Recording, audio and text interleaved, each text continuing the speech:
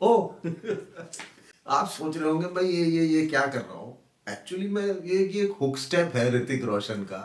अब मैं बड़ा गंदा लग रहा हूँ, मुझे मालूम है इस स्टेप में। वो ऋतिक रोशन है। कौन सा स्टेप है ये फिल्म का? यस, कहो ना प्यार है। नमस्कार दोस्तों, मेरे नए ब्लॉग में आपका बहुत बहुत स्वागत। और आज आप बात करने हम लोग जा रहे हैं ऋतिक रोशन की डेब्यू फिल्म कहो न प्यार है की। और एक रोमांटिक थ्रिलर ये फिल्म है। और इससे पहले बात की शुरुआत करें, क्यों ना आप समझ गए, लाइक शेयर सब्सक्राइब कर दीजिए और कमेंट करिएगा जो अच्छा लगे। नहीं भी अच्छा लगे कमेंट तो करिए, कम से कम मुझे पता तो चलेगा आपको क्या पसंद आ रहा है। फिल्म की बात करते हैं। फिल्म रिलीज हुई थी 14 जनवरी year 2000। Written, produced, directed by Rakesh Roshan, the father of Hrithik Roshan. Music by Rajesh Roshan, उनके भाई ने दिया था। लगभग 2 घंटे 52 मिनट की ये फिल्म थी। कास्ट की अगर हम इस फिल्म की बात करें तो खैर लीड में है ऋतिक रोशन। डबल रोल है as Rohit and Raj. Ameesha Patel as Sonia. और Anupam Kher as mister Saxena, also known as Sirji. Dilip Tahil as Shakti Malik. और मुनीश बहल एज इंस्पेक्टर कदम।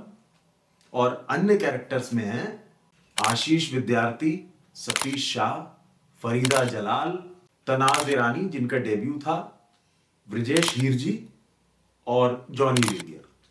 तो काफी सारे कैरेक्टर्स थे। और अगर मैं एक लाइन में स्टोरी की बात करूं, स्टोरी तो खैर काफी इंटरेस्टिंग थी और सभी लोगों ने देखी भी होगी। ऋतिक रोशन एज रोहित और अमीषा पटेल एज सोनिया, दोनों का प्यार होता है। अनुपम खेर इसमें मेन विलेन है। दिलीप ताहिल उनके साथी बने हैं, इसमें को विलेन आप कह सकते हैं। उनके ऑर्डर पे रोहित का मर्डर हो जाता है। सोनिया डिप्रेशन में चली जाती हैं। अगेन दूसरे ऋतिक रोशन एज राज आते हैं जिंदगी में।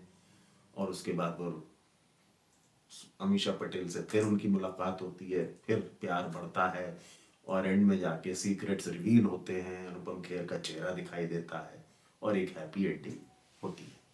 तो ये जिस्ट में स्टोरी है। नहीं देखी है प्लीज जाके देख लीजिए। इस फिल्म ने इतिहास रच दिया था और ऋतिक रोशन एज ब्रांड ऋतिक रोशन इसी फिल्म से। इस फिल्म की बिजनेस की अगर हम बात करें तो उस समय इस फिल्म की लगभग लागत, ये लगभग फिगर इसलिए मैं कहता हूं कि ट्रेड मैगजीन्स में साइट्स पे बहुत सारे इसमें फिगर्स में डिफरेंसेस होते हैं, तो मैं हमेशा ये इस बात को एक वार्निंग देता हूं कि लगभग है। एग्जैक्टली तो देखिए प्रोड्यूसर को ही, एग्जीक्यूटिव प्रोड्यूसर को ही पता होगा। लगभग 10 करोड़ की लागत बताई जाती है और इसने कलेक्शन करे थे लगभग 80 करोड़ के। तो कहने का मतलब ये है कि ये 2000 की हाईएस्ट ग्रॉसिंग फिल्म थी। इसकी अगर हम कास्टिंग की बात करें तो कास्टिंग में बड़ा इंटरेस्टिंग ट्विस्ट है कि पहले राकेश रोशन लीड रोल में अमीषा पटेल को लेना चाहते थे क्योंकि वो अमीषा पटेल की फैमिली को जानते थे। लेकिन अमीषा पटेल की फैमिली अमीषा को फिल्मों में काम करने के लिए मना कर रही थी। वो चाहते थे कि हमारी बेटी यूएस में जाके पढ़े। उसके बाद अमीषा पटेल की जगह आई करीना कपूर इस फिल्म में। करीना कपूर काम करते करते रह गई। उसकी वजह यह थी कि बबीता जो करीना कपूर की मदर है, उन्होंने जब फिल्म का स्टोरी आइडिया वगैरह सब सुना तो उसमें काफी कम कपड़ों में रोल करना था और वो नहीं चाहते थे कि मेरी बेटी पहली अपनी फिल्म में इस तरीके का रोल करे। और एक और स्टोरी इसके साथ जुड़ी हुई है कि करीना कपूर अपना डेब्यू जो है रेफ्यूजी फिल्म के साथ करना चाहती थी जो बाद में आई थी, जो इतनी बड़ी हिट भी नहीं हुई। तो ये एक दो वजह थी जिसकी वजह से करीना कपूर ने भी पिक्चर नहीं की। अल्टीमेटली फिर ऋतिक रोशन वापस अमीषा पटेल के पास आए और उनकी फैमिली को कन्विंस किया और इस तरीके से अमीषा पटेल फिर इस फिल्म में कास्ट हुई। बात करते हैं लीड मेल रोल की। ऋतिक रोशन पहले चॉइस नहीं थे। पहले चॉइस थे शाहरुख खान इस फिल्म के। तो शाहरुख खान से जब ये स्टोरी डिस्कस हुई तो वो स्टोरी आइडिया तो उनको बहुत पसंद आया और उन्होंने कहा भी कि आइडिया बहुत बढ़िया है, लेकिन कुछ बात बनी नहीं दोनों के बीच में। और बात ना बनने की वजह से वो काफी परेशान हो गए राकेश रोशन जी। तब ऋतिक रोशन ने राकेश रोशन जी से कहा, अपने फादर से, कि आपने बहुत सारी फिल्में खान्स के साथ बना ली, क्योंकि इससे पहले वो करण अर्जुन, कोयला और भी फिल्म कर चुके थे खान्स के साथ। तो क्यों ना जो है आप किसी नए एक्टर के साथ काम करें। तो अब राकेश रोशन को आइडिया आया कि इससे बढ़िया मौका क्या होगा कि मैं अपने बेटे को ही लॉन्च करूं। तब ऋतिक रोशन की इस फिल्म में एंट्री हुई। तो ये लीड पेयर ऐसे बना।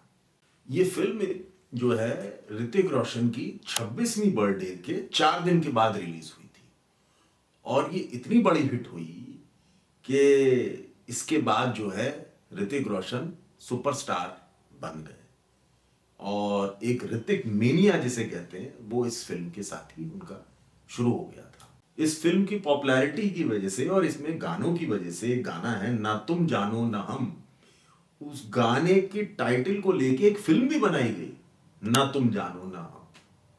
इतनी पॉपुलर फिल्म थी। इस फिल्म की ओरिजिनल शूटिंग जो है फिजी में होनी थी एक्चुअली, लेकिन राकेश रोशन को फिजी के लिए परमिशन ही नहीं मिली। तो जब उन्होंने अल्टरनेट लोकेशन सोची तो वो न्यूजीलैंड फिर फाइनल हुई और इसकी शूटिंग फिर फाइनली न्यूजीलैंड में हुई।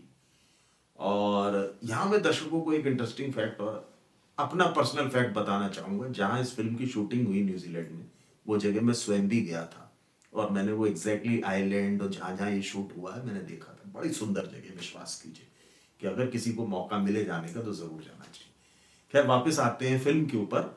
तो मैं ये बता रहा था कि जब न्यूजीलैंड में इसकी शूटिंग हुई उसके बाद न्यूजीलैंड जाने का इतना क्रेज हो गया लोगों में, जैसा कि मैं भी गया, कि स्टूडेंट्स, टूरिस्ट इतना ज्यादा वीजा के लिए अप्लाई करने लगे कि वीजा ऑफिस को अपना वीजा अपनी जगह बढ़ानी पड़ गई। और उनके ये शक थे कि ये ऋतिक फैक्टर की वजह से ऐसा हो रहा है। इस फिल्म के साथ एक और कहानी है, वो ये है कि ये film Guinness book of world records में दर्ज है। वजह, for winning the highest number of awards. मालूम है कितने अवार्ड मिले थे? 92 अवार्ड्स। जी हाँ, सुन के हैरत होती है लेकिन ये सच है। फॉर विनिंग 92 अवार्ड्स गिनीज ने अपने रिकॉर्ड्स में इसको दर्ज किया था। ऋतिक रोशन इकलौते एक्टर हैं जिनको अपनी पहली फिल्म में बेस्ट डेब्यू एक्टर और बेस्ट एक्टर दोनों अवार्ड मिले। ऐसा ना पहले कभी हुआ ना इसके बाद हुआ, आज तक तो नहीं हुआ। कहो ना प्यार है सेकंड बॉलीवुड मूवी है जिसको सारे मेजर अवार्ड म्यूजिक के लिए मिले। इस फिल्म में जैसे best music, best playback singer, male, female, choreography, काफी सारे अवार्ड इसको मिले। खैर अलग अलग गानों के लिए वो मिले थे। इसके अलावा एक फिल्म और है जिसको सारे अवार्ड एक ही गाने के लिए मिले और वो फिल्म है दिल से, और गाने का नाम था Chaiyya Chaiyya.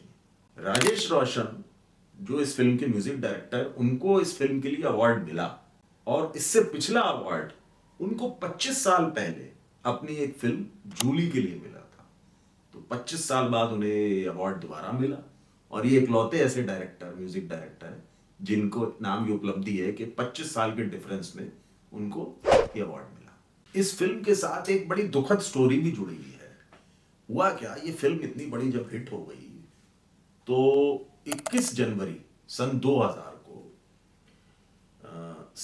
Santa cruise waste के तिलक रोड ऑफिस, जो कि जहां राकेश रोशन का ऑफिस है, वहां पे राकेश रोशन निकल रहे थे तो दो शूटर्स ने उन पे गोली चलाई थी। अंडरवर्ल्ड के थे ऑफ कोर्स, और एक गोली उनके बाएं हाथ पे लगी थी और एक गोली उनके सीने के करीब लगी थी। खैर गॉड सेव्ड हिम, वो बचे। लेकिन ये बहुत ही दुखद और बड़ा डरावना हादसा था और उसके पीछे का राज ये था कि ये इतनी बड़ी हिट हो गई थी फिल्म, तो अंडरवर्ल्ड ये चाहता था कि जो इनके म्यूजिक, इनके जो वर्ल्ड राइट्स हैं फिल्म के, उसका कुछ प्रॉफिट हमको भी मिले।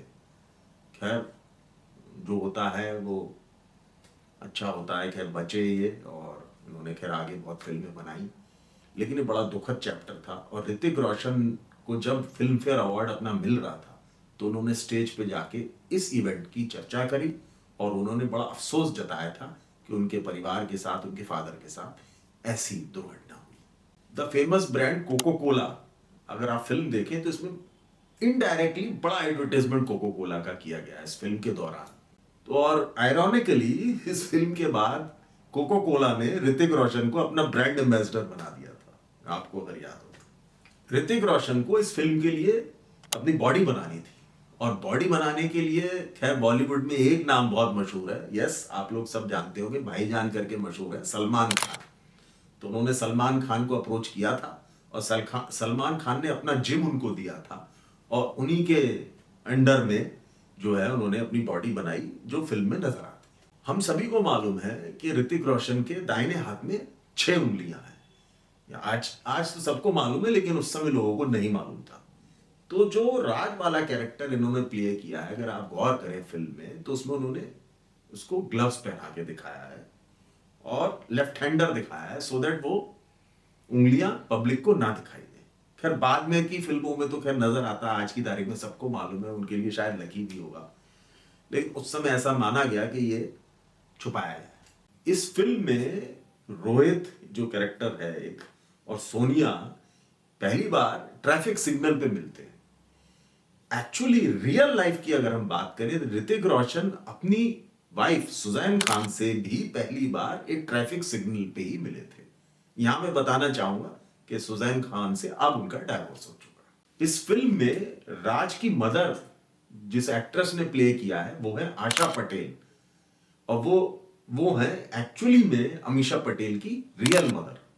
वो एक्चुअली इसलिए हुआ था क्योंकि अमीषा पटेल की फैमिली राकेश रोशन से बहुत क्लोज थी और इसलिए उन्होंने उनको ये रोल ऑफर किया। इस फिल्म में एक सीन है जिसमें राज, सोनिया और टोनी एक्चुअली मिलने जाते हैं रोहित के ब्रदर अमित और उनके अंकल और आंटी को, और वहां उस सीन में आपको करीना कपूर खान नजर आएंगी जो कि ऋतिक रोशन और ब्रजेश हिरजी के साथ हैं। लेकिन वो सीन इतनी दूर से शूट किया गया था कि करीना कपूर किसी को शायद पहचान में नहीं आ रही है, लेकिन आप गेटअप और कॉस्ट्यूम से शायद पहचान पाए, हालांकि मुश्किल। इस फिल्म के साथ एक इंटरेस्टिंग फैक्ट और भी है कि चांद सितारे जो बहुत मशहूर गाना है इस फिल्म का, this is the only song जो कुमार शानू ने आज तक ऋतिक रोशन के लिए गाया और कोई गाना उन्होंने नहीं गाया। और ये फिल्म की एक इंटरेस्टिंग बात और ये है कि 25वीं एनिवर्सरी जो अभी जनवरी 2025 में हुई, उसके उपलक्ष्य में इस फिल्म को री रिलीज भी किया गया। ये बात मैंने इसलिए लास्ट में कही कि अगर नहीं देखी हो शायद किसी ने री रिलीज में देखी। तो दोस्तों ये है कहो ना प्यार है की कहानी। मुझे उम्मीद है आपको पसंद आई होगी। एक रोमांटिक थ्रिलर, एक आइकॉनिक फिल्म, एक कल्ट, डांसिंग मूव, सब कुछ है इसमें। देखी सबने होगी, फिर भी नहीं देखी हो जाके देखिए। कैसी लगी फिल्म मुझे बताइएगा कमेंट सेक्शन में। आपको ब्लॉग कैसा लगा आप मुझे बताइएगा। फिर मिलते हैं एक नई कहानी के साथ, एक नई फिल्म के साथ। तब तक के लिए गुड बाय।